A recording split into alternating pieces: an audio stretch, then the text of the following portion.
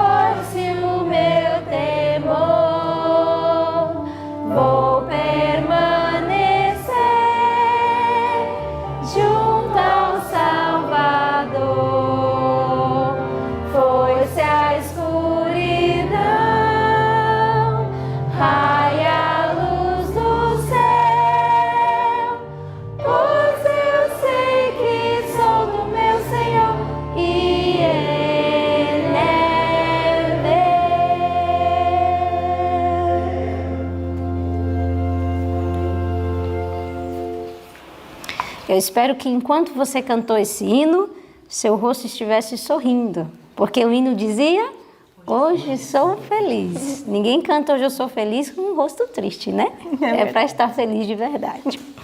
E que alegria é poder começar o ano com o pé direito, decorando a palavra de Deus. Você quer? Você quer decorar conosco? Então nós vamos aprender textos da palavra do Senhor. Qual será o texto que nós vamos estudar essa semana? O texto que nós vamos gravar está lá em Efésios 5:14. Muito bem, pegue a sua Bíblia. Aqui a nossa linguagem que nós usamos é Almeida Corrigida Fiel, tá? Então, se você não tiver essa linguagem, vai estar um pouco diferente as palavras. Mas pegue a sua Bíblia e vamos juntos recitar a palavra do Senhor. Vamos contar até 3? Vamos, professora. No 1, 2, 3. Efésios 5:14. Por isso diz: desperta tu que dormes, levanta-te dentre os mortos, e Cristo te esclarecerá. Efésios 5:14. Efésios 5:14. Por isso diz: desperta tu que dormes, levanta-te dentre os mortos, e Cristo te esclarecerá. Efésios 5:14. Efésios 5:14. Por isso diz: desperta tu que dormes, levanta-te dentre os mortos, e Cristo te esclarecerá. Efésios 5:14. Amém. Amém. E agora teremos o estudo da palavra do Senhor. Que seu coração esteja aberto para ser instruído pelo Senhor Deus. Olá, bom dia para você que está em casa. Bom dia, Escola de Profetas. Bom dia. Estamos iniciando um novo ano para a glória de Deus e temos o privilégio diante do céu de ter a Bíblia e o Espírito de profecia que nos indicam qual caminho seguir e também nos instruem sobre como viver nesses últimos dias. Bendito seja o nome de Deus. Não pare de estudar a Bíblia. Você pode perguntar, mas por que temos que fazer o ano bíblico outra vez? Eu preciso te explicar uma coisa. Os mesmos assuntos, deixa eu te dizer. Os anjos de Deus estão ouvindo e vendo estes mesmos assuntos há 6.000 anos. Você acha que eles se cansam? Vocês acham que eles digam, já é suficiente, não preciso mais? Pois esta é a grande missão da igreja, instruir o povo que todas as madrugadas, todos os anos, até Jesus voltar, seja feito o ano bíblico. Você precisa continuar lendo. Esta quantidade de livros que a Bíblia traz, 66 livros, tem que ser estudados, acrescidos dos outros livros do Espírito de Profecia, que são estes livros que Deus nos deu, que vão dar para nós uma visão ainda mais clara de assuntos que às vezes não estão tão fáceis de serem entendidos. Então nós temos a chance agora de, pela graça e poder de Deus, abrir a palavra do Senhor diante dele e dizer, Senhor, me ajude, me inspire, me ensine, e decorando os textos. Estes textos que nós decoramos aqui estão no livro Primeiros Escritos, que são 50 textos que a senhora White levantou. Lembra quando ele levantou aquela Bíblia e falou os textos de cor? São estes textos que nós usamos numa ordem que nós decidimos aqui enquanto estávamos estudando e orando de que maneira que este material deveria ser trazido à nossa mão. Na página 24 em diante do livro Primeiros Escritos, você encontra estes textos, a explicação de todos eles, né? Vamos então estudar? Ontem nós vimos o capítulo 1 e 2 do livro de Salmos, hoje estamos no capítulo 4, 5 e 6. O capítulo 3 de Salmos será estudado para frente um pouco mais quando falarmos de Davi, porque é um cântico, um pedido, uma oração quando Davi estava fugindo de Absalão. Mas o capítulo 4 tem algo grandioso. Abre lá. Corre para que você leia, eu preciso que você estude a respeito disso. Deus precisa que seu coração esteja envolvido nisso. Quais são os planos de Deus para você? Dá uma olhada no que o salmista entendia. O capítulo 4, o Salmo 4, diz, responde-me quando clamo, ó Deus da minha salvação. Na angústia, dá-me alívio, tem misericórdia de mim, ouve a minha oração. E o ponto-chave deste texto é o verso 8, onde o Senhor Deus trabalhou e trouxe para nós esse texto que tantos de nós sabemos de cor. Em paz me deito e logo pego no sono, porque só tu, Senhor, me faz repousar em segurança. É um texto, um salmo que explica o amor de Deus de uma forma muito preciosa, a maneira como Ele cuida dos seus filhos, como Ele se envolve conosco, como Ele nos envolve e coloca um cerco ao redor de nós. Dá uma olhada no que diz no capítulo 5. É aqui que o Senhor Deus fala que Ele coloca uma redoma ao redor dos filhos que Ele considera justos. Dá uma olhadinha no verso 12 do capítulo 5. Pois certamente tu, Senhor, abençoas o justo. Tu o circundas com o teu favor como de um escudo. Olha que coisa linda. Irmãos, não adianta, o bem vai vencer. E o bem vence tanto quanto você se aproxima dele. Essa é uma realidade que o nosso Deus traz para nós. E no verso 2 do capítulo 5, diz o horário que devemos buscar ao Senhor. Há uma indicação de Deus e por uma série de razões biológicas, por uma série de razões fisiológicas, nosso corpo funciona melhor, a mente absorve mais quando nós estudamos na madrugada. Olha o que o Senhor Deus diz.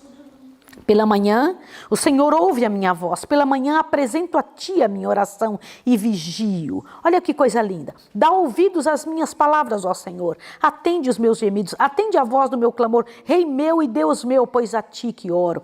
Tu não és um Deus que tenha prazer na iniquidade, nem contigo habitará o mal. É uma mensagem tão clara, dizendo que um Deus de amor que vai nos ouvir em qualquer hora. No entanto, é muito cedo, é muito rápido a ação de Deus no cuidado para conosco. E Deus é um Deus tão grande de amor que quando nós nos aproximamos, Ele que extermina o pecado, que diminui o mal, que manda para longe qualquer tipo de angústia, é capaz de abraçar, cuidar, tirar-nos daquilo se quisermos. A ação de Deus só é possível quando os filhos do Senhor se aproximam dele. No capítulo 1 nós falamos de conselhos de ímpios. Aqui no capítulo 5 dos Salmos, dá uma olhadinha. E o verso 10 fala novamente sobre conselhos ímpios. Declara os culpados, ó Deus, caiam seus próprios conselhos. Lança-os fora por causa da multidão de seus pecados, pois se revoltam contra ti. Temos que tomar muito cuidado com o que ouvimos. Essa madrugada, ao orarmos a Deus, nós pedimos ao Senhor que nos ajudasse a não fazer nada nesse ano que não fosse sob oração e com a clareza total de que é Deus que está mandando, que Deus que está aprovando, Ele que está direcionando, é Ele que está dizendo. Irmãos, deixa eu dizer uma coisa. Conforme o tempo vai passando, conforme vai chegando mais ao final do tempo, nós que passamos de um ano difícil para um ano mais difícil ainda, temos que colocar uma situação em nossa mente. As dificuldades que haveremos de passar, elas não se tornarão menores, elas se tornarão maiores. Portanto, o nosso compromisso e aproximação com Deus deve ser dobrado. Quanto mais se a corda se aperta, mais firme e enrijecido deve ser o cristão diante do problema. Portanto, o pedido de Deus para você e para mim é: se aproxime de mim. É Deus dizendo isso. Se aproxime, venha, esteja comigo, porque o Senhor Deus é capaz de dirigir você no meio de uma tempestade tão grande. O capítulo 6, o Salmo 6, diz que ali é um pedido do salmista, né, que é uma continuação, não sei se vocês sabem, não havia divisão assim, de capítulos na Bíblia. Quem fez essa divisão fomos nós. O capítulo 5 e o capítulo 6 são continuação de um do outro. Dê uma olhadinha que coisa interessante. É um salmo de Davi, onde diz o seguinte: o Senhor, não me repreendas na tua ira. Tenha misericórdia de mim, Senhor, pois eu sou fraco. Davi reconhece quem ele é, comenta como ele vive e pedindo a Deus que tem toda a fortaleza para que o cubra e o ensine, trabalhe com ele e o encaminhe pelo lugar certo. E diz: Senhor, eu quero te louvar, porque na morte ninguém te louva, Senhor. Na morte nem a lembrança de ti, mas eu quero fazer enquanto eu estiver vivo. E ele diz no verso 9: o Senhor ouviu a minha súplica por misericórdia. O Senhor aceita a minha oração. Que bênção tão grande saber que Deus age dessa forma. E todos os meus inimigos se envergonharão, se perturbarão, tornarão atrás em repentina vergonha. Quando eu vejo o mundo no estado em que está, a maneira como o mundo tem agido, especialmente o Brasil, numa situação tão crítica como que estamos passando, eu fico pensando nesses salmos e nessa promessa de Deus. Os ímpios não resistirão, não permanecerão, não continuarão. Saiba disso. tá certo? O Senhor Deus tem sua maneira de trabalhar e Ele o fará. Ele trabalhará tudo o que for necessário para que a obra dele, para que o bem venha. Aliás, o bem não tem como perder. Essa é uma realidade. Não existe possibilidade do bem perder. O bem vencerá. Amém? Outro detalhe que eu preciso dizer a você, que vai te ajudar muito para que você possa compreender. Ontem eu falei com você sobre o livrinho, e eu não somente coloco aqui esse guia de estudo bíblico, eu coloco aqui o que eu tenho que estudar. Você está vendo que aqui tem um quadradinho explicando e mandando eu escrever quando eu estudei. Mas eu coloquei aqui do lado também o texto bíblico que nós vamos decorar. Nós estamos decorando Efésios 5,14. Então eu coloquei aqui do lado para que não me esqueça em tempo nenhum durante o ano. Assim eu mantenho na minha vista durante a semana inteira, Efésios 5,14, que é o que nós estamos decorando para essa semana. Faça isso também. Eu tento encontrar uns meios de tornar mais fácil a minha vida com tantas coisas que eu preciso ler e estudar. Então, pela manhã, o ano bíblico, e no final do dia vamos estudar testemunhos seletos, testemunhos para a igreja, caminho a Cristo. Existem outros livros que podem ser estudados no final do dia, mas no início do dia tem que ser o ano bíblico. O capítulo 1, que é o que nós temos que estudar hoje, diz: por que foi permitido o pecado? Qual é a razão pelo que estamos passando tantos problemas? Por que tantos abortos? Por que tanta homossexualismo? Por que tanto roubo? Por que tanta miséria no planeta Terra? O que acontece? Que houve um desvirtuamento da ação humana. O que era certo passou a ser errado, o que é errado passou a ser certo. Esta inversão de valores que tem dado tantos frutos ruins. E é isso que você precisa ver. Não veio de Deus. Primeira certeza que nós temos ao estudarmos: Deus é amor. E tudo que vem dele é puro amor, completo amor. O Senhor Deus não criou uma gota de mal. O mal é o resultado de transgressão das leis de Deus. Grave o que eu estou lhe dizendo em nome de Jesus. Qualquer transgressão da lei de Deus, pequena ou grande, resultará numa perda eterna. Numa perda para este mundo, numa perda para você, numa perda para sua família e em dimensões, em ações, em gerações. Do que eu estou falando? Quando você comete um erro, não é só você que se prejudica, você prejudica a sua família, as gerações ao redor, você traz dores e angústias para todas as pessoas que vivem ao seu redor ou que vão viver após você. Então, o pecado, ele tem essa consequência tão drástica, essa dor tão drástica. Não foi Deus. Então, de onde veio? Por que aconteceu o pecado? O pecado aconteceu quando alguém se atreveu a não seguir o que Deus pedia, a não aceitar as reivindicações da lei de Deus, a tentar sair fora do caminho que a lei pede. Qual é a lei? A lei de amor de Deus. Isso é muito sério. Veja o que diz aqui no parágrafo 2. Foi outra coisa que eu fiz no meu estudo. Eu preciso te mostrar isso aqui agora. Dá uma olhadinha. Eu dividi em parágrafos o meu livro. Por que eu fiz isso? Para ficar mais fácil de encontrar informações. No parágrafo 1 eu encontro que Deus é amor. No parágrafo 2, toda manifestação do poder criador de Deus é uma expressão do amor infinito. Você percebe que quando eu citar o início de um parágrafo, eu vou dizer, parágrafo 6, enquanto todos os seres criados. Por que eu estou te dizendo isso?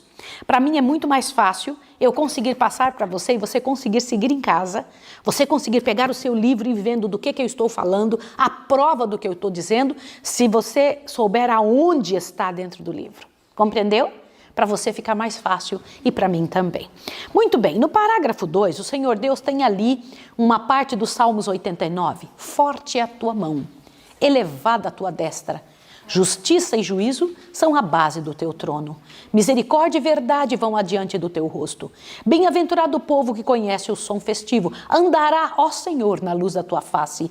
Em teu nome se alegrará todo dia, e na tua justiça se exaltará. Pois tu és a glória da sua força, porque o Senhor é a nossa defesa e o Santo de Israel, o nosso Deus. Aleluia!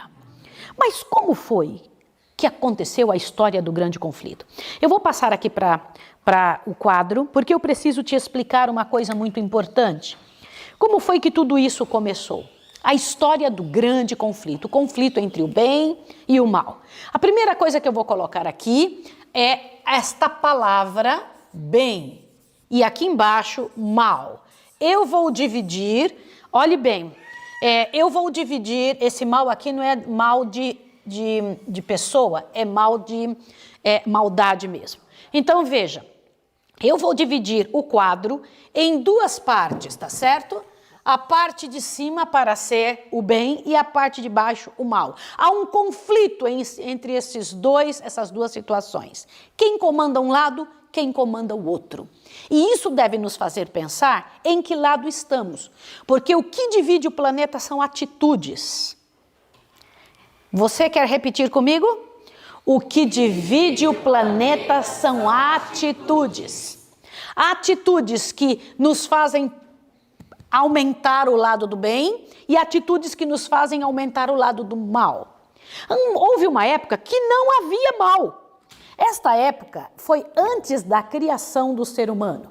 Havia somente nessa época Deus Pai, Deus Filho e Deus Espírito Santo. Eles viviam em perfeita harmonia e em completa solidão. Abre bem o ouvido do que eu vou lhe dizer, sem sentirem falta de nada. Quando nós pensamos em solidão, a gente imagina assim, nossa, que triste, vivendo sozinhos. Pois eu vou contar uma coisa para você, não era triste. Abre bem seu ouvido. Deus habitava só. Não existia céu onde agora se manifesta particularmente a glória do seu poder. Não havia céu. Havia época que não havia céu, sim ou não? Céu foi criado. Avante, ó. Não existia a terra que lhe ocupasse a atenção. Não existiam os anjos que lhe entoassem louvores. Nem mesmo o universo para ser sustentado pela glória do seu poder. Não havia nada nem ninguém, senão Deus. E isto não durante um ano, uma época ou um tempo, mas durante toda a eternidade. Já parou para pensar que Deus viveu só durante a eternidade toda? Sem nada sentindo falta, sem tendo necessidade de nada, sem precisar de nada. Isso durante a eternidade toda, muito mais tempo que você e eu somos capazes de pensar. Desde sempre. Desde sempre. Olha bem. Durante uma eternidade passada, Deus esteve só, completo e suficiente em si mesmo, de nada necessitando e de nada sentindo falta. Se o universo de anjos ou seres humanos lhe fossem necessários, de alguma maneira ou modo teriam chamado à existência. Desde a eternidade, ele então resolveu um dia criar os seres. Se fosse necessário que esses seres tivessem sido criados antes, ele os teria chamado à existência. Ele teria dito, apareça, e teria acontecido. Compreende o que eu estou lhe dizendo? Por isso é tão sério pensar, Deus vivia e agia sozinho, sem necessidade de nada. Mas um dia ele resolveu criar. E quando ele resolveu criar anjos. A estes anjos ele deu o nome de filhos, ele chama eles de filhos. E ele os criou em 3 categorias diferentes. Eles são diferentes de Deus Pai, Deus Filho, Deus Espírito Santo, porque não possuem atributos divinos. Quais são os atributos divinos? Olha aqui, ó, atributos eu vou colocar o nome aqui, divindade, tá? Atributos da divindade é onipresença. O que significa isso? O que? Está em todos os lugares ao mesmo tempo. Onisciência, o que é isso? Sabe todas as coisas. De tudo que você pensa, que você deixou de pensar, tá? E onipotência, o que é isso? Pode tudo. Onipotência. Imortalidade. O único que é imortal. Anjos não são imortais, tá? Imortalidade. O que mais? Imutabilidade. O que é isso?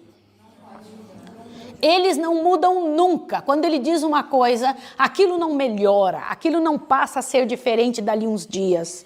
O ser humano, sim, ele cria um negócio hoje que é top de linha, mas dali um ano já não é mais top de linha, porque ele já criou outra coisa melhor. Com Deus não existe isso. Com Deus o que ele faz é sempre grande. E Deus havia e vivia durante a eternidade toda, sempre viveu sem necessidade de nada. Um dia ele resolve criar filhos e a estes filhos ele dá nome de anjos. Os anjos, porém, eles existem em 3 categorias. A primeira categoria são serafins. Serafins são anjos de 6 asas. Abre a sua Bíblia em Isaías 6, rapidinho, por favor. Isaías capítulo 6, eu preciso que você faça isso bem rápido. Você que está em casa, se você abrir a sua Bíblia em Isaías 6, você vai ver algo interessante de Deus explicando sobre isso. Abre lá, Isaías 6, bem rápido. Como você e eu já estamos além do primário, né? Já estudamos o ano bíblico ano passado e aprendemos a mexer na Bíblia, isso é muito importante. Irmãos, é muito triste ver uma pessoa que está na igreja durante tanto tempo não saber onde estão os livros da Bíblia. Ao estudar o ano bíblico, você aprende a manusear a Bíblia, achar onde estão os textos. Isaías 6, verso 1 em diante, vamos lá. O que diz o verso 1? No ano em que morreu o rei Uzias, eu vi o Senhor assentado sobre um alto e sublime trono. As orlas de seu manto enchiam o templo. Serafins estavam por cima dele. Cada um tinha quantas asas? 6 asas. Com 2 cobriam o rosto, com 2 cobriam os pés e com 2 voavam. E clamavam uns aos outros dizendo, Santo, Santo, Santo é o Senhor dos exércitos e toda a terra está cheia da sua glória. Olha aqui, ó. Estes serafins possuem quantas asas? 6 asas. E eles dizem, Santo, Santo, Santo, é o plural majestático para cada um deles. Eles dizem Santo, Santo, Santo para Deus. Eles entendem esta posição. Esta posição é muito séria, muito clara diante de Deus, como ele vê, como é que ele se envolve e como é que eles se colocam diante do Senhor, né? Existe também uma outra classe de anjos chamados querubins. Estes querubins foram mostrados na Bíblia contendo 4 asas. Abra a sua Bíblia em Ezequiel capítulo 10. Rapidinho, por favor, 2 minutos. Ezequiel está um pouquinho para frente de Isaías. Você vai encontrar o livro de Ezequiel. Olha que delícia poder manusear a Bíblia, mexer a Bíblia e saber que se você mexer na Bíblia, se você tiver familiaridade com a Bíblia, você vai saber onde estão os textos e a sua mente vai gravando onde estão as informações, tá? Ezequiel capítulo 10, o Senhor Deus vê ali no verso 21. Aliás, Ezequiel 1 a 10 fala sobre querubins, tá bom? Mas eu vou pegar esse texto especial, o 21. Cada um tinha 4 rostos e cada um tinha quantas asas? 4 asas, a semelhança de mãos debaixo de suas asas. Estes eram os querubins que Ezequiel viu. E também existem anjos, olha para cá, verso 3, que são os anjos guardadores, tá? Estes anjos guardadores, a Bíblia em nenhum lugar diz que possui 2 asas. Tá bom? Eu não encontro em nenhuma parte da Bíblia esta informação. No entanto, quando eles foram desenhados, construídos, mostrados em algum lugar, eram asas que eles tinham em 2. Nenhum lugar diz assim, anjos guardadores possuem 2 asas. Você não encontra essa informação. Mas quando você vê desenhos, você vê sendo mostrado ou mesmo no templo do povo de Israel, eles tinham 2 asas. Tá claro para você? Tá. Então vamos lá. Deus vivia em completa harmonia e felicidade, tinha os anjos ali. O que é que fazia os anjos, que não são oniscientes, não são onipresentes, não são onipotentes, não são imortais nem imutáveis? O que fazia com que eles vivessem em harmonia? O que era que dava para eles a harmonia diante de Deus? O que era que concedia para eles? Deixa eu colocar com outra caneta aqui. Harmonia. Olha o que eu vou dizer para você. A harmonia é a ausência de pecado. Para ter ausência de pecado, eles tinham que cumprir algo muito sério, que era a lei de amor de Deus. O que é a lei de amor? Nunca peguem algo que não é seu. Essas pedras preciosas, porque o céu todo é de pedras preciosas, tudo que tem aqui foi feito para embelezar, não para ser adorado. Olha Deus explicando para os seres do céu. Para que vocês consigam viver, porque vocês são ligados a mim, deixa eu te explicar uma coisa. Anjo não possui vida própria. Para ele conseguir viver e ter vida, ele precisa estar na fonte, ligado na fonte de vida. Quem é a fonte de vida? Quem? O Pai. Não é isso? É Deus, é a divindade. Para a divindade poder passar vida, é preciso que esse ser queira isso, deseje isso. Entendeu? E os anjos precisavam estar ligados a Deus. E a única coisa que corta essa ligação entre Deus e os seres é a quebra da lei. O que é que faz separação entre o homem e Deus? Os pecados. O que é pecado? Transgressão da lei. Então Deus falou para eles, para vocês viverem Vocês que não têm vida própria, vocês precisam estar ligados a mim. Vocês não podem se desligar de mim. E só tem um jeito de vocês se desligarem. O único jeito é vocês cometerem pecado. E o que é pecado? Transgressão da lei. E Deus tinha dado a lei, vocês não podem transgredir. E o que é que está escrito na lei? Não matar, não roubar, não adulterar, não mentir. Não é isso mesmo, sim ou não? Então não podia fazer isso. Mas houve um no céu que se arriscou a fazer isso. Nunca tinha havido nenhum grama de pecado. Nenhuma pessoa tinha desafiado a Deus. Mas havia um anjo especial chamado Lúcifer, que ele resolveu desafiar o céu, dizendo: será que existe mesmo esse negócio de morte? Nunca nada morreu? Será que precisa mesmo? Será que é necessário mesmo ficar guardando lei? Outra coisa que você precisa entender, você sabe que Deus não fez só o planeta Terra? Sabe disso? Deus não fez só os anjos. Aliás, quem foi que criou? Não foi o Deus Pai. Deus Pai tem o poder criador, mas não foi ele. Abra sua Bíblia lá, aqui em Gênesis capítulo 1, rapidinho. Dá uma olhadinha para que você veja uma coisa interessante. Cada um dos seres da divindade possui uma responsabilidade, uma ação, um trabalho, uma determinada função. Qual é a função de Deus Pai? Qual é a função de Deus Espírito Santo? Qual é a função de Deus Filho? Gênesis 1 diz assim, vamos lá, Gênesis 1, verso 1. No princípio criou Deus os céus e a terra. Aí você, quando lê Deus, você pensa que é o Pai, né? Sim ou não? Mas existe Deus Pai, Deus Filho e Deus Espírito Santo. Qual dos três criou o céu e a terra? Vamos deixar a Bíblia responder? Continua, verso 2. A terra era sem forma e vazia, havia trevas sobre a face do abismo, e quem estava lá? O Espírito de Deus pairava por sobre as águas. A gente já sabe que havia Deus e havia o Espírito Santo, sim ou não? Agora veja no verso 26. Então disse Deus: façamos o homem à nossa imagem, conforme a nossa semelhança, domine ele sobre os peixes do mar. Peraí, tinha mais de um, sim ou não? Você vai dizer, mas era só Deus Pai e o Espírito Santo. E se eu mostrar para você pela Bíblia que tinha mais alguém junto com eles? Vai lá, façamos. É plural, tinha mais alguém. Vai lá em João capítulo 1, correndo. João capítulo 1, bem depressinha, para que você possa entender. Lá no Novo Testamento, o quarto evangelho, livro de João, capítulo 1. João vai dar uma visão mais clara sobre isso aqui. A Bíblia, ela se responde a si mesma. A Bíblia traz respostas. Quando há alguma dúvida, é na Bíblia que tem que ser encontrada a resposta. João capítulo 1, nós estamos estudando o princípio, não é? Sim ou não? Então vamos ver algo que na Bíblia fale sobre o princípio? João 1, verso 1 diz assim: no princípio, está falando do princípio ou não? Sim. Amém, então vamos lá. No princípio era o verbo, e o verbo estava com Deus, e o verbo era Deus. Espera aí.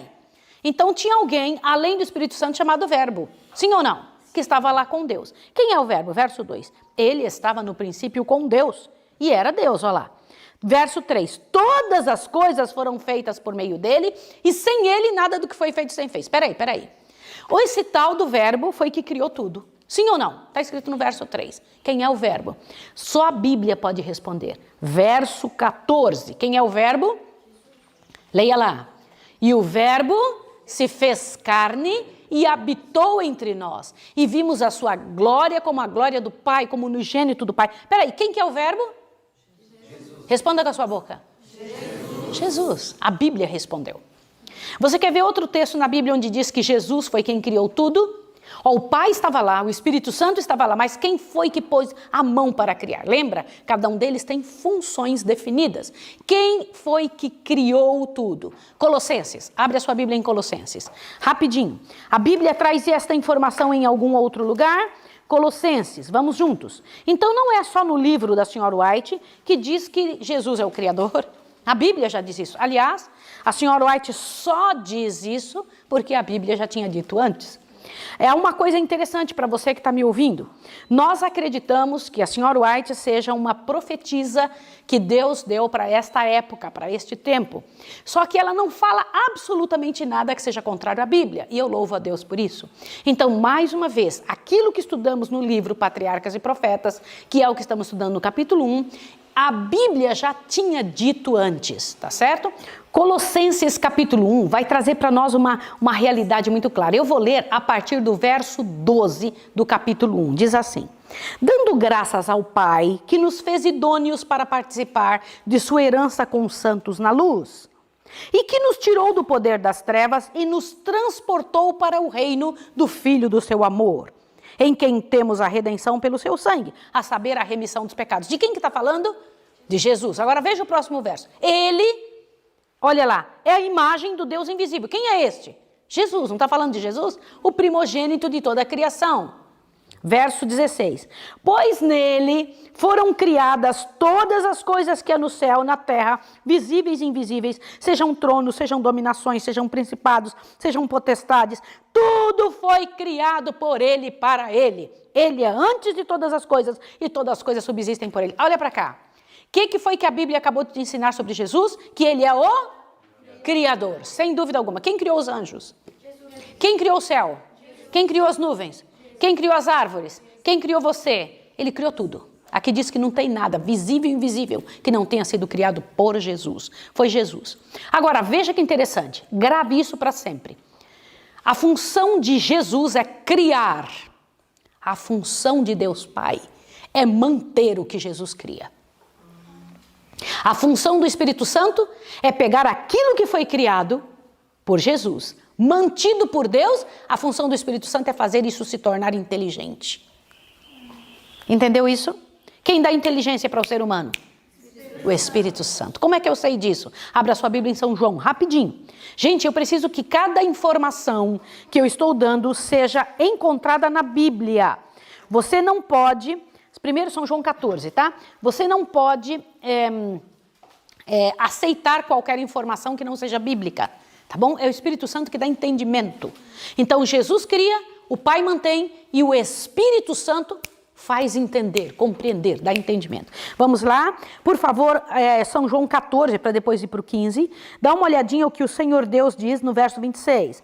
Mas o Consolador, o Espírito Santo, que o Pai enviará em meu nome, vos ensinará algumas coisas. Está escrito aí, é isso? Todas as coisas, e vos fará lembrar de tudo que vos tenho dito. Avante, vai lá no Apocalipse, perdão, no São João capítulo 16 agora.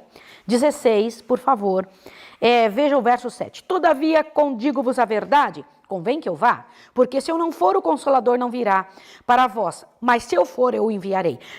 Quando ele vier, convencerá o mundo do pecado, da justiça e do juízo. Olhe para cá. A ação do Espírito Santo, trabalhar aonde? Qual é o trabalho de Jesus? Trabalhar fazendo. Ele é o nosso Criador. A segunda função de Jesus é nosso Redentor. Tá bem? Então é muito interessante. Mas a primeira função dele era Criador. Qual a função do Pai? Mantenedor. Qual a função do Espírito Santo? Ele é o professor. Combinado? Tá claro para vocês? Isso vai fazer vocês entenderem qual a função de cada um, inclusive fazer orações inteligentes para Deus. Qual oração inteligente que você tem que fazer para o Senhor? Você não pode pedir para Jesus algo que é só o Pai que faz. Não é interessante isso? É importante que você pense dessa forma. Você precisa ter inteligência ao observar quais são as funções dele. Peraí, mas Deus Pai pode criar? Pode, mas não foi isso que ele fez. Ele diz que tudo ele entregou na mão de Jesus. O Pai pode ser o Salvador? Podia ou não? Podia, mas ele entregou isso na mão de Jesus. O Espírito Santo podia criar? Sim, Jó fala, o Espírito Santo me deu vida. O Espírito Santo estava lá quando eu fui criado. No livro de Jó diz isso. Mas não foi essa a ação que o Espírito Santo fez. O Espírito Santo, a ação dele é na mente. Quando você precisa de ação mental, é o Espírito Santo que trabalha. Aliás, durante este ano eu quero muito que Deus me ajude, que me dê força e coragem para eu fazer vários vídeos, e nós queremos muitos sermões a respeito disso, de como a mente pode funcionar muito bem, só pela ação do Espírito Santo. Muito bem. Quando Lúcifer se atreveu a sair fora do que Deus tinha pedido, Lúcifer trouxe a primeira mancha no universo. Quais foram as características que levaram Lúcifer a desacreditar de Deus e a criar o pecado? Agora nós vamos para o livrão, que eu preciso que você compreenda. Olha que coisa interessante. Diz que Foi devagarinho que Lúcifer começou a ter inveja de Jesus. Ele via que nos planos de Deus, Jesus era chamado. Quando Deus precisava resolver alguma coisa, Deus o chamava. E Lúcifer ficou chateado, pensava, por que não chama a mim? Por que não a mim? Por que não eu? Você sabia disso? Ele se achava tão bom e realmente ele era muito bom. Ele foi um dos primeiros seres a serem criados. Ele era esplendorosamente bonito, a aparência dele era fabulosa, ele era um ser extremamente capaz, mas ele não era Deus. E nunca foi, nunca será. Sempre será criatura até a sua morte, porque ele vai morrer. Só que Lúcifer não compreendia isso, ele não queria aceitar.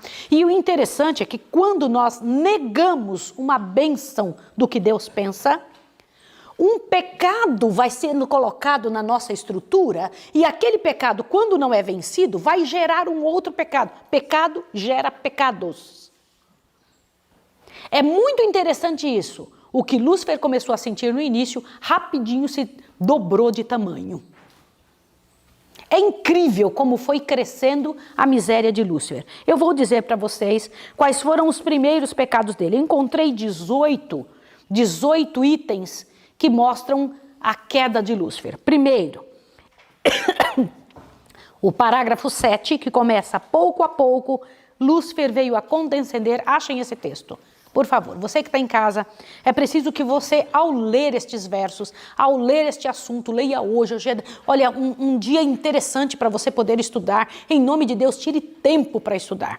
Olha, o parágrafo começa. Pouco a pouco, Lúcifer veio a condescender com o desejo de exaltação própria. Foi o primeiro pecado mostrado aqui. Por que Jesus tem supremacia e eu não? Desejo de exaltação própria. E nós repetimos situações assim. O outro pecado de Lúcifer, aí nesse mesmo parágrafo, no meio do parágrafo começa, não contente com sua posição. Acharam isso?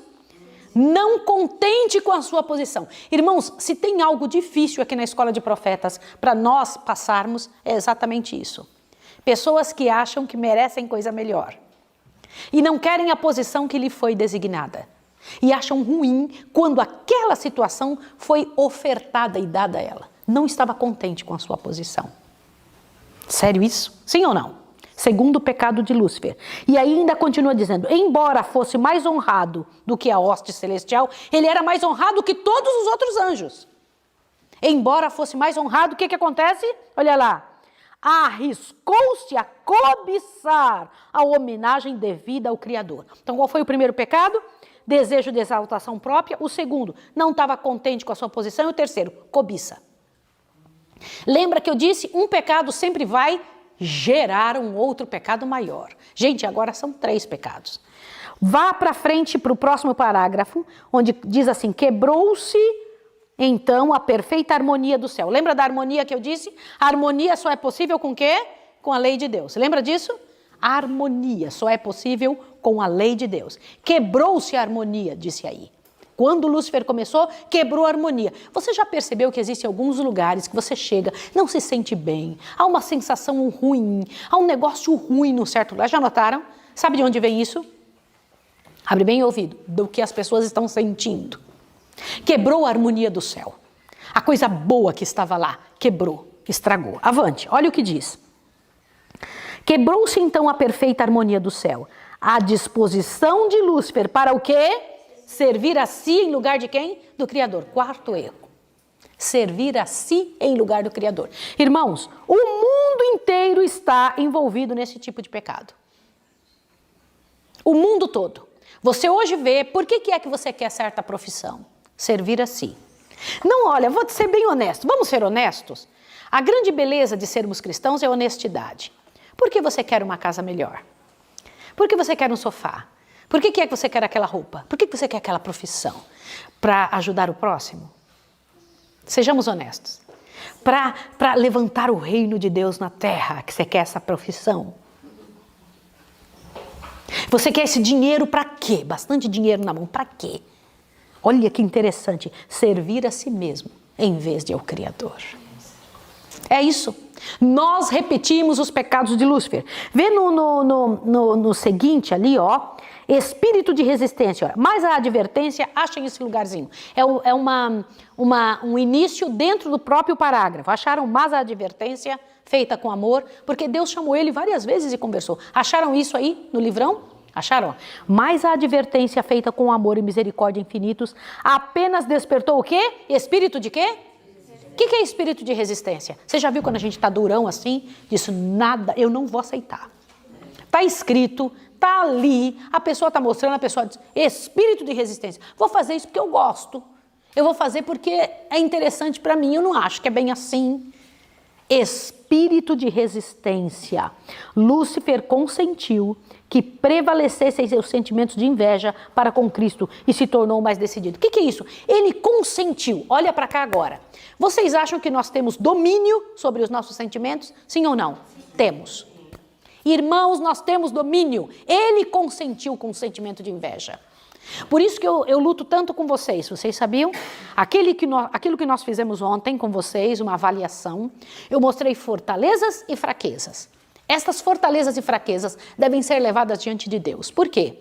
Chegar para Deus e falar, Senhor, estas fortalezas, potencialize isso para mim, mas essas fraquezas aqui, Senhor, me ajude a reconhecê-las e a tirá-las da minha vida. Me ajude que isso não aconteça mais nunca, que diante da Tua presença eu não possua atributos satânicos. Vocês viram? Eu sei que é chocante, mas é verdade. Quais são os atributos satânicos? Esses que eu acabei de falar. E que os seres humanos reproduzem. Por quê? Porque existe uma sociedade que louvou isso. Na verdade, a sociedade louva quem tem esses detalhes na sua vida. A sociedade acha maravilhoso quem possui isso. Imagina, a cobiça não é chamada de cobiça no mundo. É até louvada a cobiça, sabia? A ideia de passar por cima do outro, de se tornar maior, é um louvor diante de uma sociedade corrupta e vencida. Mas na sociedade de Deus isso não pode acontecer. Então veja, consentiu que prevalecessem os seus pecados. Agora, disputar a supremacia de Deus, veja o próximo parágrafo, acharam? Disputar, acharam isso? No meio dele está o quinto defeito de Lúcifer, olha lá. Disputar a supremacia do Filho de Deus, desafiando assim a sabedoria e o amor do Criador, tornara-se o propósito desse príncipe dos anjos. Para tal objetivo, estava ele a ponto de aplicar as energias daquela mente superior, que abaixo da de Cristo era a primeira dentre os seres do céu. Olha aqui, cuidado quando você percebe que você é mais inteligente que os outros. A primeira coisa acontece quando nós temos mais conhecimento. Aliás, quem tem bastante conhecimento pode crer que alguém também terá mais conhecimento que este. Não existe ninguém que saiba tudo, não é mesmo? Muito cuidado quando você sabe muito. Lúcifer sabia, porque abaixo de Cristo ele era o mais honrado, abaixo de Cristo era o que sabia mais. E ele então falou, vou desafiar para você ver. Olha aqui, que coisa, né? Que situação. Eu quero que vocês achem aí o parágrafo 11, que começa assim, os anjos alegremente reconheceram a supremacia de Cristo. Acharam isso? Eu vou te contar um detalhe desta parte em diante. Quando Lúcifer começou com essas atitudes no céu, o pai o chamou várias vezes para conversar. Lúcifer não aceitou. Num momento ele aceitava, daqui a pouco ele emburrava de novo. Parece um adolescente, né? Sim ou não? Aí o Senhor Deus pegou e falou assim, eu vou provar para o universo que meu filho é o Criador e que ele é Deus. Primeiro porque Lúcifer tinha algumas dúvidas até que se é que Jesus não tinha sido criado também. Essa história de Jesus ter sido criado começou com Lúcifer. Sabia? É um negócio terrível. E ele começou a espalhar essa dúvida. Então Deus chama todos os anjos na sua presença e diz, eu resolvi criar um novo mundo. E este mundo que eu vou criar vai ser uma filial do céu. Vou dar o nome de Terra. Neste local, eu vou colocar ali outros filhos. E aí os anjos, uau, Senhor, o Senhor vai criar irmãos para nós? Uhum. E eu escolhi um aqui no céu para ir criar lá nessa terra, que vai ser uma filial do céu. E Lúcifer, nessa hora que ele já tinha reclamado tanto para Deus, que ele não tinha lugar, que ele não fazia as coisas, que ele não tinha a importância devida, ele pensou, é eu que ele vai chamar. E aí Deus fala assim, e quem eu escolhi para criar? é o meu filho Jesus que tem capacidade criadora, porque é Deus. Nessa hora, todos os anjos se ajoelharam na frente de Jesus e disseram: tu és digno de criar, porque tu és Deus. Nessa hora, Lúcifer se ajoelhou, mas no coração estava com ódio muito grande. Cuidado quando você mantém no coração. Embora, olha o que eu vou te dizer, a face revela. Quando você mantém no coração uma raiva, um ódio, uma insatisfação sem cura. E ele mantinha isso. O que ele fez? Olha o que diz aqui o parágrafo 11. Os anjos alegremente reconheceram a supremacia de Cristo e prostraram-se diante dele, extravasando seu amor e adoração. Lúcifer curvou-se com eles, mas em seu coração havia um conflito violento e estranho. Olha isso aqui.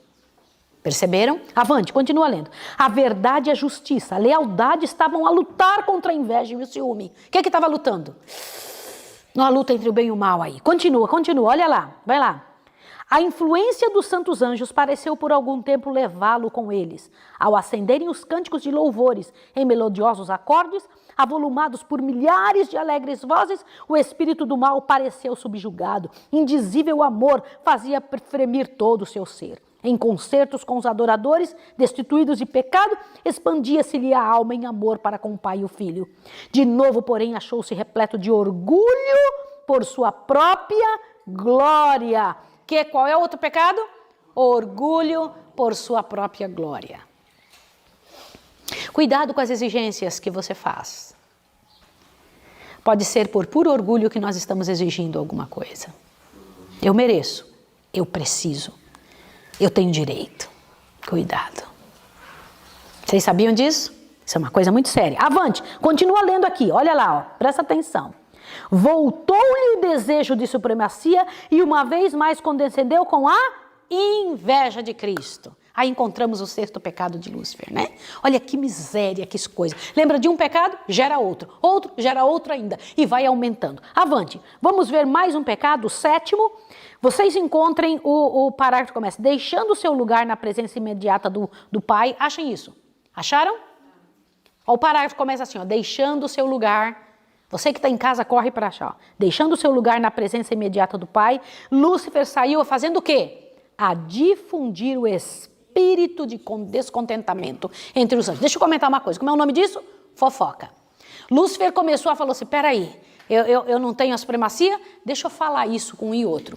Mas, gente, o interessante é que ele não era um fofoqueirinho simples. Ele era um fofoqueiro astuto.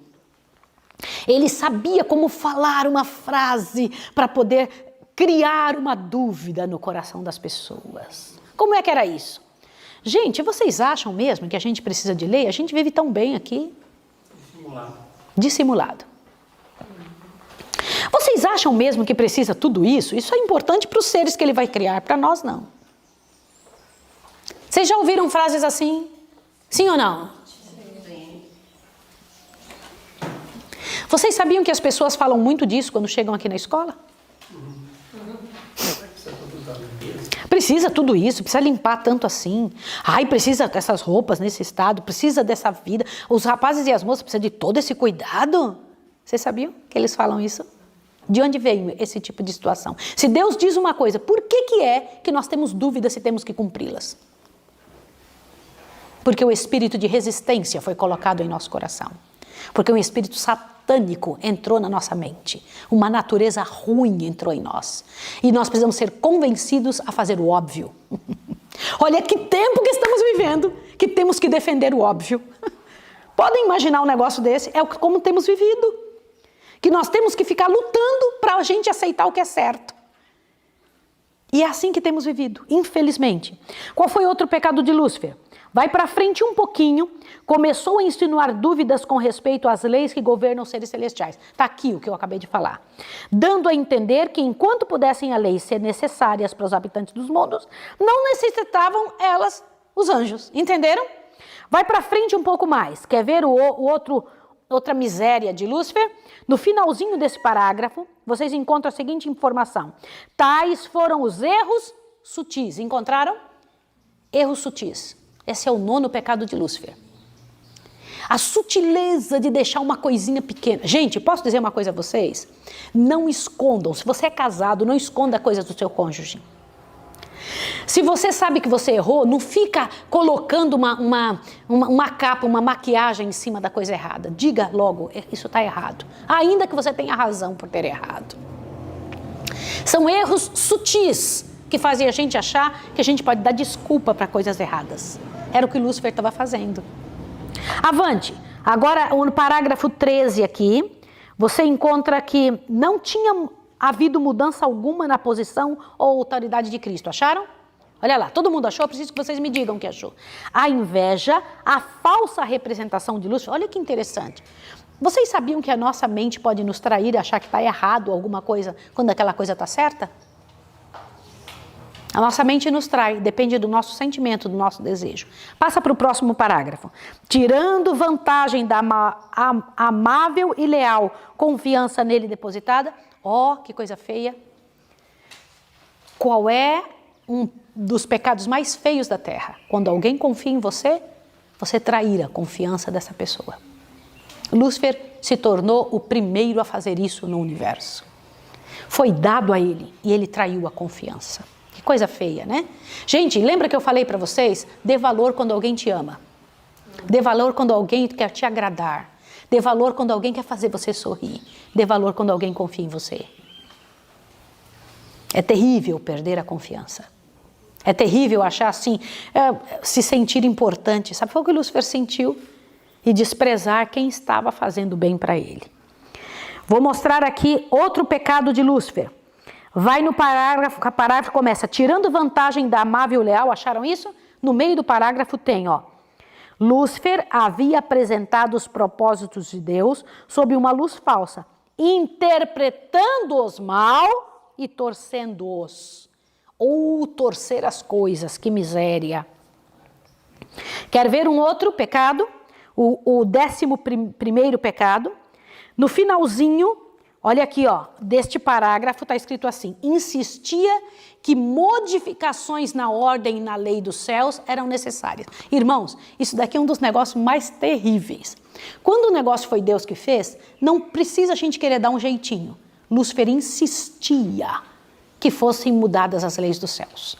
Se dá uma ajustada, porque a gente não precisa de tudo isso. Para mim não precisa. Precisa para os outros que são menos importantes ou menos capazes. Eu não preciso de tudo isso. Outra coisa que Lúcifer fazia, secretamente envolvia o mundo em discórdia e rebelião. Envolvia os anjos em discórdia e rebelião. Como assim? Devagarinho, chegava e falava uma palavra com um, falava outra palavra com outro. Outro pecado, espírito de descontentamento e divisão de sentimentos. Ó, ele começou a fazer a sua ordem de anjos maus, foi nessa hora. Para um instigou inveja, para outro desconfiança, para outro ele instigou raiva e ódio, para cada um ele tinha um pecado para desenvolver neles. Outro pecado de Lúcifer. Achavam-se agora os anjos descontentes e infelizes, porque não podiam penetrar seus conselhos insondáveis, não estavam satisfeitos com seu propósito de exaltar a Cristo. Quer dizer que aquilo que Lúcifer sentia, quem estava sentindo agora também? Os anjos. Irmãos, é tão terrível ver que o pecado de um rapidinho se torna o pecado do outro. Por isso que eu peço a vocês, olha para cá, ó, tenham discernimento, para vocês não acharem que certas pessoas têm a capacidade de dizer o que você tem que fazer. Não pode. Em matéria de cabeça, de espiritualidade, só Deus pode falar com você. Você entendeu isso ou não? Você não pode ser obrigado nem a orar e nem a amar. Deus fala com você. Você sabia disso ou não? Deus fala. Deus chega para você e conversa. Olha aqui, isto é assim. Agora, o que Deus fala nunca pode ser contrário ao que está na Bíblia. Tome cuidado, porque Satanás também fala. Sim ou não? Sim. Cuidado. Tem que estar na Bíblia, tem que ser bíblico. Agora vamos ver mais um pecado de Lúcifer? Olha lá, outro pecado de Lúcifer, muito sério, que me faz pensar muito. Lúcifer sabia que estava errado. Olha o que diz aqui, ó. Lúcifer estava convencido que não tinha razão. Quantos de vocês acharam isso no estudo de hoje? E por que ele continuou fazendo isso? Estava convencido que não tinha razão. Mas ele continuou pressionando porque ele queria fazer aquilo. Sabia que estava errado, mas queria pressionar. Gente, que pecado terrível. Pressionar os anjos a aceitarem como ele queria. Agora, ele teria sido reintegrado em suas funções se ele tivesse voltado atrás? Sim ou não? Teria. Olha que profundo amor de Deus. Mas ele não quis isso. Inclusive, ele pediu uma audiência com o pai, foi lá e conversou com Deus. Deus disse, para você voltar, você tem que estar restaurado, precisa estar restaurado. Você nunca mais volta na sua função, entendeu? Mas ele voltou e disse para os anjos que não tinha mais jeito para ninguém, nem para ele e nem para os anjos. Para os anjos dele ainda tinha condição de voltarem, sim ou não? Tinha. Mas ele mentiu para os anjos. E qual foi o problema dos anjos? Se eles foram enganados, qual foi o problema dos anjos? Acreditar no líder errado. Acreditar no líder errado. Eles preferiram acreditar em Lúcifer do que no Pai. Outro detalhe interessante. Lúcifer apontou a longanimidade de Deus como prova de sua própria superioridade, como indicação que o Rei do Universo um dia ainda concordaria com suas reivindicações. Você sabia que ele está fazendo isso até hoje? Lutando. Hoje em dia ele sabe que ele não vai receber reivindicação nenhuma. Na cruz do Calvário ficou claro que ele quem tinha razão era Deus e que ele tinha completo e total e profundo pecado e que não tinha como voltar atrás. Tá? Não que ele tivesse chance até a cruz do Calvário. Quando terminou a chance para Lúcifer? Quando ele foi expulso do céu. Mas até a cruz do Calvário, 4.000 anos depois, os anjos ainda tinham dúvida no céu. De quem estava certo e quem não estava certo. E ficavam assim pensando, será que Lúcifer é tão ruim mesmo? Mas na cruz do Calvário ficou claro que Lúcifer, quando foi expulso do céu, Deus tinha razão. Entenderam isso? Tá claro? Outro detalhe interessante, o governo de Deus incluía não somente os habitantes do céu, mas e todos os mundos que ele havia criado. Quantos de vocês leram isso? Haviam muitos mundos, louvado seja o nome de Deus. Só que Deus não pode usar as mesmas armas que Lúcifer nessa luta. Lúcifer foi expulso do céu com seus anjos. E o Lúcifer foi de mundo em mundo para tentar fazer com que alguém passasse para o seu lado e ele fizesse um reino igual Deus tem um reino. Mas louvado seja o nome de Deus, que os mundos não caídos estão intactos no céu. E que nosso mundo que caiu, Jesus veio resgatar. E nós podemos voltar à posição melhor do que antes, quando Adão estava sem queda.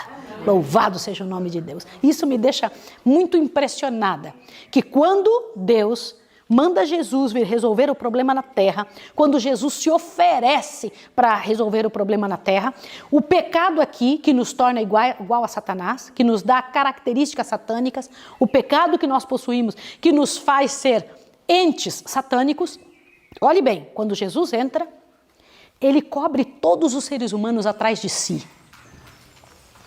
E então o Pai só vê ele, o próprio Jesus, sem pecado. Pode imaginar um negócio desse? E cada um de nós é visto diante de Deus como, pela graça e poder do Senhor, como se nunca tivesse pecado. Só Deus para ofertar isso. E Lúcifer, então, quando vem para essa terra, que foi o único mundo que aceitou o pecado que Lúcifer o iniciou no céu, começa então uma era de rebelião. Olha para cá, ó. Observa aqui. Este grupo do mal é dirigido por Lúcifer e seus anjos. Este grupo do bem é dirigido por Deus, o Espírito Santo e Jesus. E como é que a gente sabe quem é quem? Pelas atitudes, pela ação do que faz, pela autoridade que tem em sua vida. Porque eu dou autoridade para Deus ou para Lúcifer na minha vida. Você dá autoridade pelas coisas que escolhe. Todo mundo foi comprado por Jesus pelo seu sangue. O mundo inteiro. No entanto, quando nós agimos contra Deus, olha que coisa interessante. Quando nós fazemos algo que Deus não pede, nós estamos aceitando a autoridade de um deles em nossa vida, de um dos dois. E esta é a parte importante da nossa lição. Por que foi permitido o pecado? Porque alguém lutou para aceitar o pecado e Deus não pode obrigar ninguém a não fazer o pecado. Por que foi permitido o pecado? Porque Deus não pode obrigar alguém a não pecar. E eu vou repetir o que eu estou dizendo. Se Deus pudesse obrigar Lúcifer ou os anjos a não pecar, ou você e eu a não pecar, nós não seríamos seres humanos, seríamos robôs. E Deus não pode fazer isso. Deus só aceita a adoração voluntária. Você um dia entrará no céu porque terá decidido que não quer o pecado na sua vida.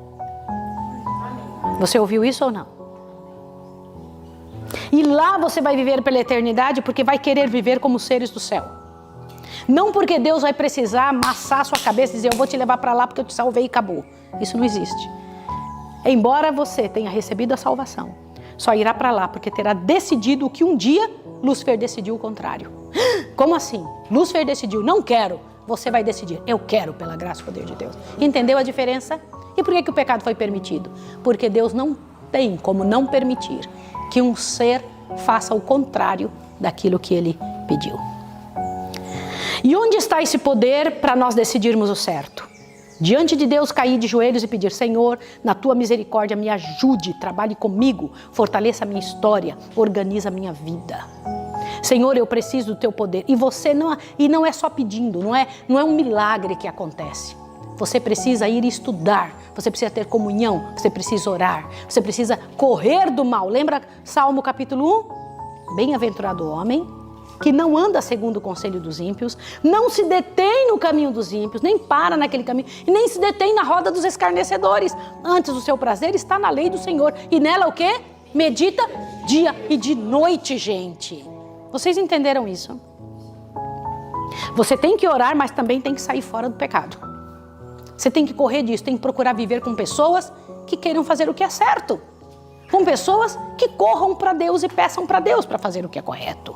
Pessoas que tenham, olha o que eu vou falar aqui para você, seriedade em correr do pecado. Não estou dizendo essa pessoa que é ocasional contra o pecado. Hoje eu não quero, mas amanhã eu vou fazer um pouquinho, não tem problema, não é isso? Não. Você quer saber qual a pior carga que tem? Viver com uma pessoa que não tem seriedade com as coisas do céu. Entendeu isso? E como é que se consegue seriedade? Nasce com a pessoa? Não, ela busca essa seriedade. Ela busca essa força. E isso é só de joelhos diante de Deus. E eu vou te convidar para você cair de joelhos agora e pedir, Senhor, isto que está na minha vida é preciso ser resolvido. Vamos ajoelhar.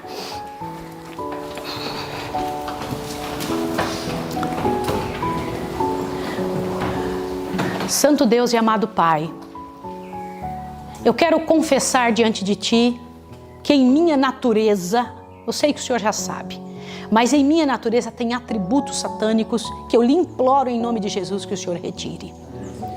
Eu quero ter comunhão contigo, Senhor, quero buscar a Tua vontade, quero lutar ferventemente até o sangue contra estas coisas más que eu tenho desenvolvido em mim mesma, que tenho copiado da sociedade, que tenho copiado da vida. Eu não quero ter isso, Senhor. E eu quero te pedir em nome de Jesus que me dê as qualidades dos seres celestes. Quero viver, Senhor Deus, desta forma. Para isso, Senhor, me proponho a buscar a Tua presença, a orar, a buscar a Ti, como diz em Salmo 1, buscar todo o tempo a Tua presença.